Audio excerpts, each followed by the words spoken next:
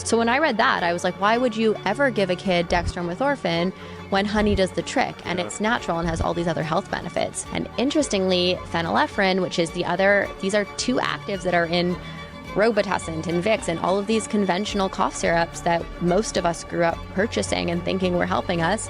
Phenylephrine is now being recalled by the FDA because it doesn't even work. It's just a chemical that does not help you. When is the right time to take honey to fight seasonal allergies? So I believe that you should be taking bee products year-round preventatively.